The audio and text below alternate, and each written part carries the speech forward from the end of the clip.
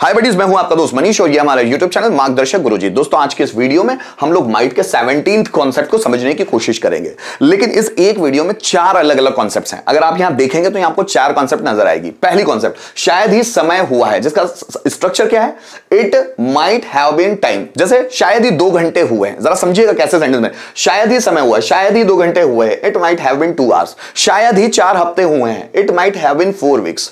शायद ही 4 महीने हुए हैं, it might have been 4 month. शायद ही सुबह हुई है, it might have been morning. शायद ही दोपहर हुई है, it might have been afternoon. शायद ही 10 दिन हुए हैं, it might have been 10 days. शायद ही 1 साल हुआ है। जैसे हमने किसी को कोई काम दिया करने के लिए और हम बोलते हैं ना कि शायद ही उसको 1 साल हुआ, अभी नहीं हुआ उसको, शायद ही 1 साल हुआ है, it might have been 1 year. शायद ही 2 घंटे हुए हैं, it might have been 2 hours.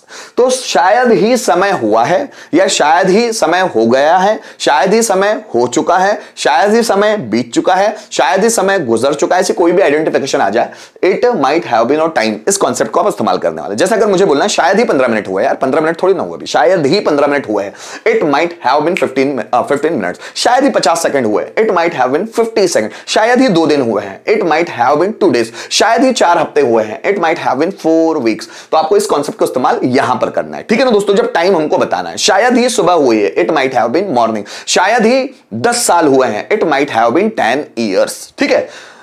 अब दोस्तों, दूसरा कॉन्सेप्ट है शायद ही कर्ता को समय हुआ। अब देखिए, ये जो टाइम लगा हुआ है ना, ये टाइम के आगे मैंने लगाया हुआ है ऑब्जेक्टिव केस। यहां मुझे टू लगाना था, टू के बाद ऑब्जेक्टिव केस आएगा। So it might have been time, मैं लगा ही देता हूं, it might have been 2 plus objective case. जरा समझिएगा, जैसा अगर मैंने यहां बोला है शायद 10 साल हो गए हैं, so it might have been, शायद ही 10 साल हुए हैं, it might have been 10 years. अब मुझे ऐसा बोलना है राम को शायद ही 10 साल हुए। अब राम को भी आ गया, यहां सब्जेक्ट भी आ गया, तो यहां सब्जेक्ट आता है ऑब्जेक्टिव केस में, ऑब्जेक्टिव केस के रूप में। It might have been 10 years to Ram.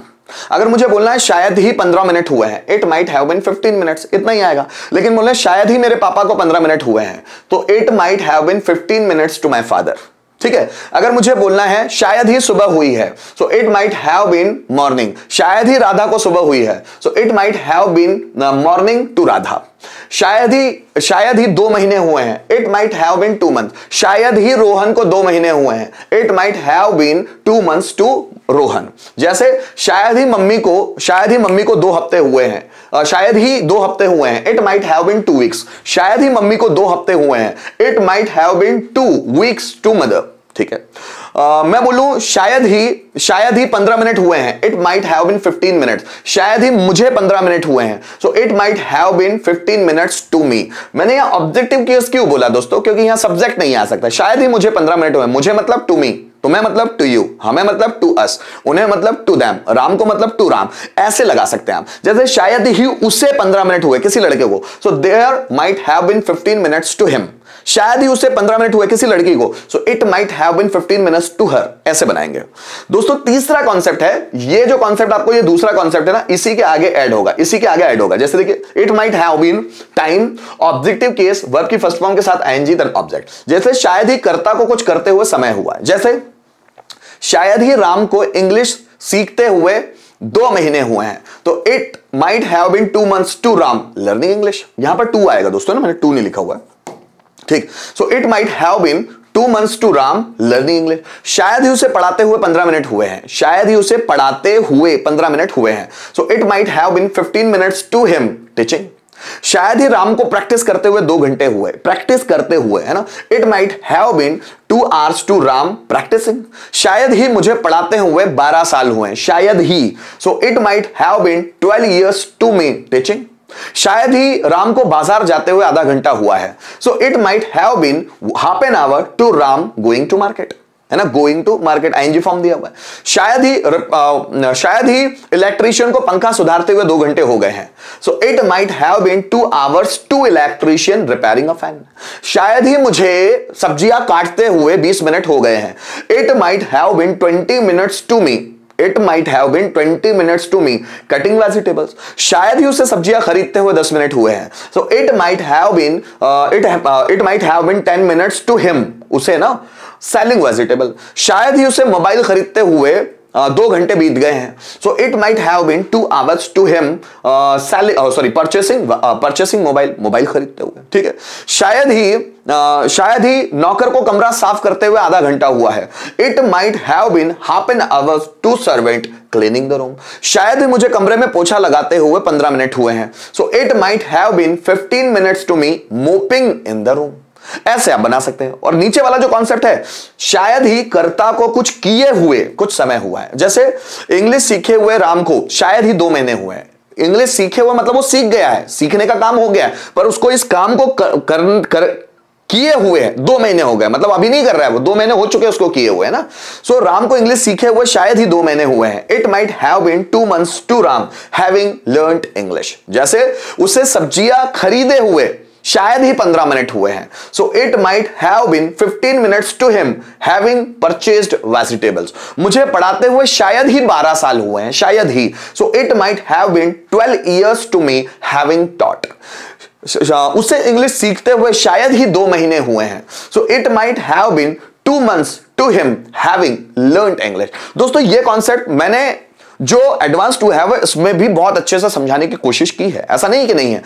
हर एक में मैंने बहुत समय दिया हुआ है हर एक कॉन्सेप्ट को समझाने के लिए। अगर आप हर एक वीडियो देख लेते हैं आपको किसी तरह का कोई डाउट जाने नहीं वाला। एक ही सेंटेंस को मैं चारों में कन्वर्ट करके देखते हैं। जैसे मुझे 2 घंटे हो गए हैं। इट माइट हैव बीन 2 घंटे हो गए हैं, शायद ही 2 घंटे हुए हैं। It might have been 2 hours। शायद ही मुझे 2 घंटे हुए हैं। It might have been 2 hours to me. शायद ही मुझे सेंटेंस बनाते हुए 2 घंटे हो गए हैं। It might have been 2 hours to me making sentence. शायद ही मुझे सेंटेंस बनाए हुए 2 घंटे हो गए हैं। It might have been 2 hours to me having made sentence. ध्यान से सुनिएगा। शायद 15 मिनट हो गए हैं, शायद ही 15 मिनट हो गए हैं। So it might have been 15 minutes। शायद ही राधा को 15 मिनट हुए हैं। It might have been 15 minutes to Radha. शायद ही राधा को खाना बनाते हुए 15 मिनट हुए हैं। It might have been 15 minutes to Radha cooking food.